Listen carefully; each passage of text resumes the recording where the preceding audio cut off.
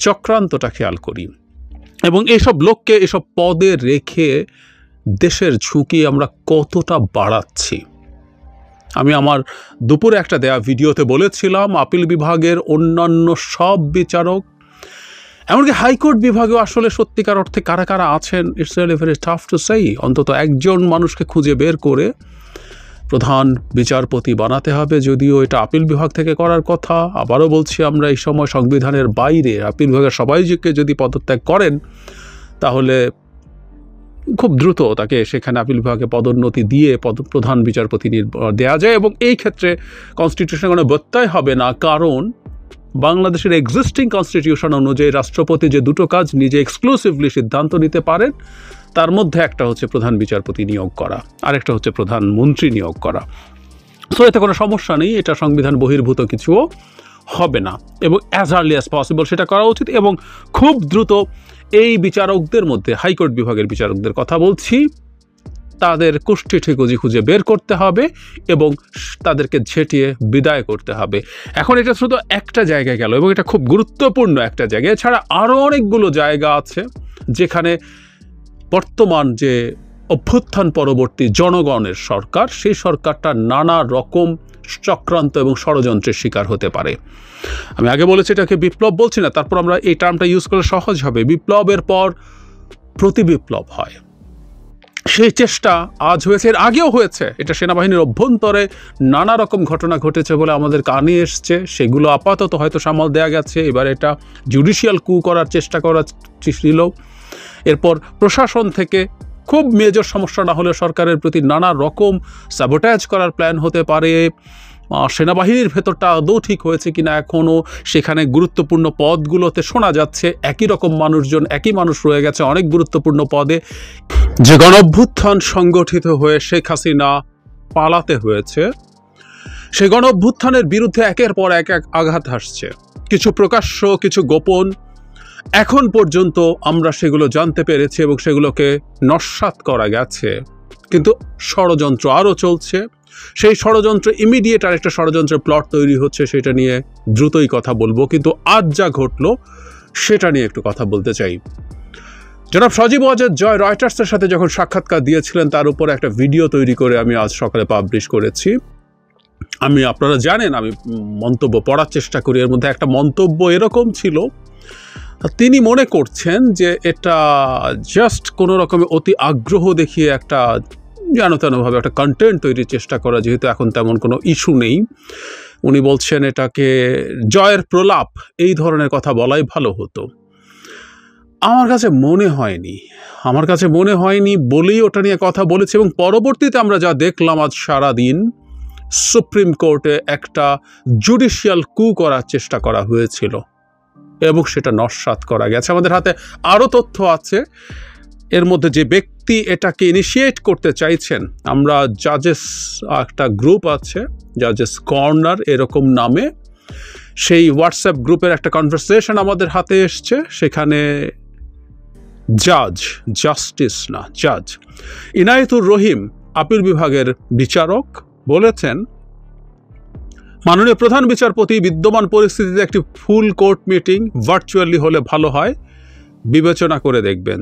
Justice Obaidul Hasan বলছেন চেষ্টা করব ইনশাআল্লাহ, সবাই ভালো থাকবেন, নিরাপদে থাকবেন, আল্লাহ আমাদের সহায় হন। অনেকে আমিন, আলহামদুলিল্লাহ, আমিন এসব লিখেছেন। ইনায়েতুর রহিমের নামটা কি আমাদের মনে পড়ছে? তার ভাই সরকারি দলের বিরাট নেতা, এমপি, চিফ হুইপ, বহু কিছু। উনি বিচারক আপিল বিভাগের, হয়তো উনি পরবর্তী প্রধান বিচারপতিও হতে পারতেন।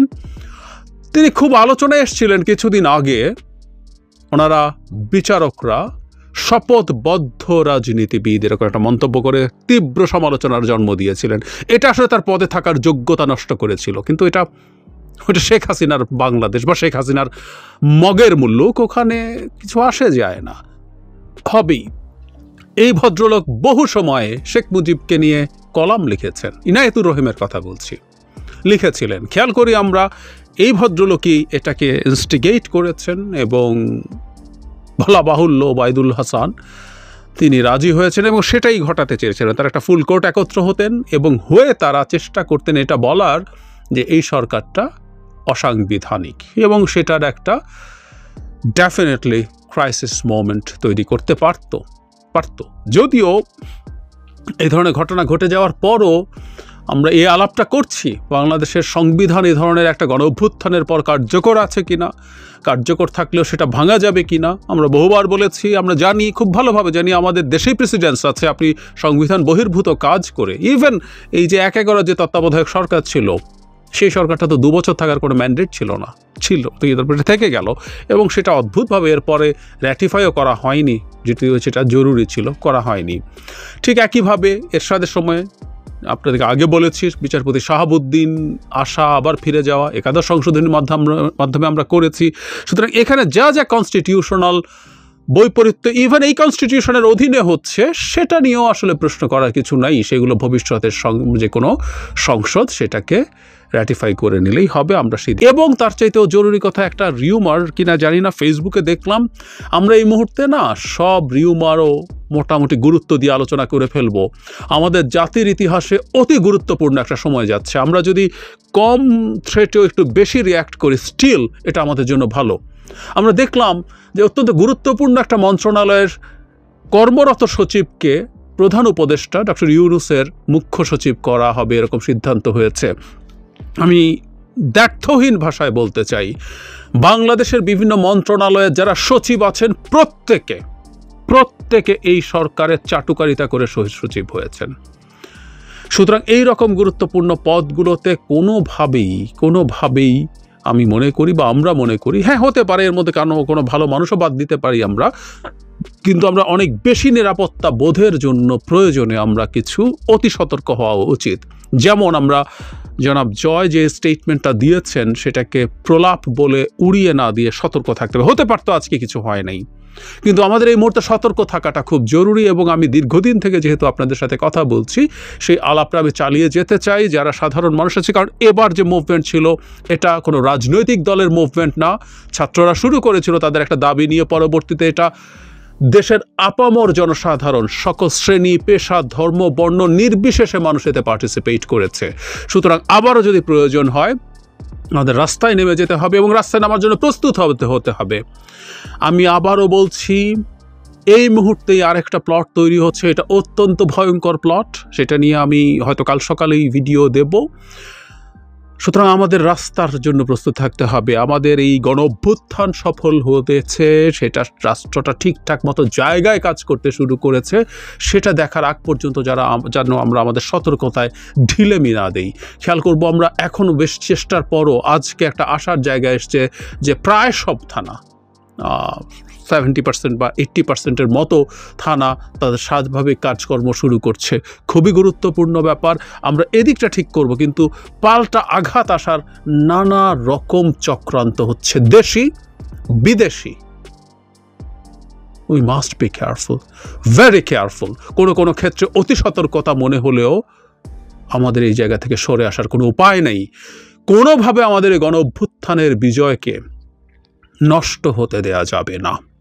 আওয়ামী লীগের লোকজন ছেয়ে আছে চারদিকে, নানা রকম মুখোশ পরে আসবে আমাদের সামনে, আমাদেরকে অনেক কিছু বলতে চাইতে পারে, আমাদেরকে অনেকভাবে ডিমোটিভেটেড করতে পারে, তাচ্ছিল্য করতে পারে, ব্যঙ্গ করতে পারে। কিন্তু আমাদের এটা স্টেটের প্রশ্ন, এটা নিয়ে ছেলে খেলা করা যাবে না।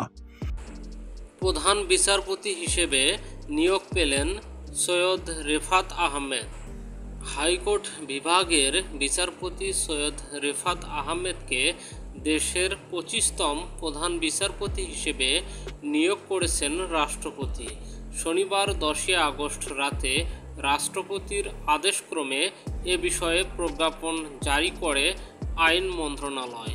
শপথ গ্রহণের মধ্য দিয়ে প্রধান বিচারপতির নিয়োগ কার্যকর হবে বলে প্রজ্ঞাপনে উল্লেখ করা হয়েছে। রোববার 11 আগস্ট সকালে প্রধান বিচারপতি হিসেবে বিচারপতি সৈয়দ রেফাত আহমেদ শপথ নেবেন বলে সুপ্রিম কোর্ট প্রশাসন সূত্রে জানা গেছে। বিচারপতি রেফাত আহমেদ ঢাকা বিশ্ববিদ্যালয়ের আইনশাস্ত্রে স্নাতক ডিগ্রি অর্জন করেন।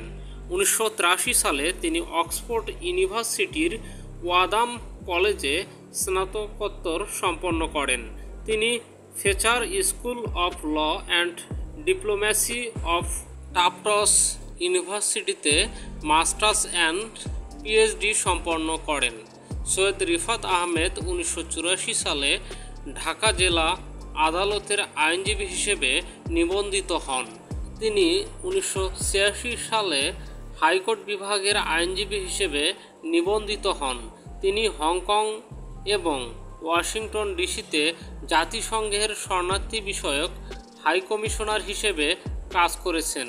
তিনি 27 এপ্রিল 2003 সালে বাংলাদেশ হাইকোর্টের অতিরিক্ত বিচারপতি নিযুক্ত হন।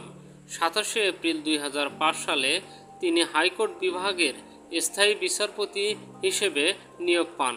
এরপর থেকে হাইকোর্ট বিভাগেই দায়িত্ব পালন করে আসছেন। বিচারপতি সৈয়দ রেফাত আহমেদ তত্ত্বাবধায়ক সরকারের সাবেক উপদেষ্টা ও সাবেক attorney general barrister Syed Ishtiaq আহমেদের ছেলে। তার মা জাতীয় অধ্যাপক সুফিয়া আহমেদ। এর আগে প্রধান বিচারপতি সহ আপিল বিভাগের 7 বিচারপতির পদত্যাগ দাবিতে সুপ্রিম কোর্টের হাইকোর্ট বিভাগের বর্ধিত ভবনের সামনে 3.5 ঘন্টা বিক্ষোভ শুরু করেন আন্দোলনকারীরা। বিক্ষোভের মুখে দুপুর 2:30টার দিকে পদত্যাগ করেন প্রধান বিচারপতি মোহাম্মদ ওবায়দুল হাসান। এরপর বিকেলে আপিল বিভাগের আরও 5 বিচারপতি পদত্যাগ করেন। এই 5 বিচারপতি হচ্ছেন বিচারপতি এম ইনায়েতুর রহিম, বিচারপতি আবু জাফর সিদ্দিকী, বিচারপতি জাহাঙ্গীর হোসেন, বিচারপতি মোহাম্মদ শাহিনুর ইসলাম ও বিচারপতি কাশেফা হোসেন। তবে বিএনপি সরকারের আমলে নিয়োগপ্রাপ্ত আপিল বিভাগের একমাত্র বিচারপতি মোহাম্মদ আশফাকুল ইসলাম পদত্যাগ করেননি। রাত 9টার দিকে প্রধান বিচারপতি সহ 6 বিচারপতির পদত্যাগপত্র গ্রহণ করেন রাষ্ট্রপতি। পাশাপাশি নতুন প্রধান বিচারপতি নিয়োগ দেন। সম্মানিত প্রিয় দর্শক, ভিডিওটি সম্পর্কে আপনাদের মহামূল্যবান মতামত কমেন্ট করে জানিয়ে দিন। এতক্ষণ ধৈর্য ধরে ভিডিওটি দেখার জন্য আপনাদেরকে অসংখ্য ধন্যবাদ। সবাই সুস্থ থাকুন, ভালো থাকুন। আসসালামু আলাইকুম।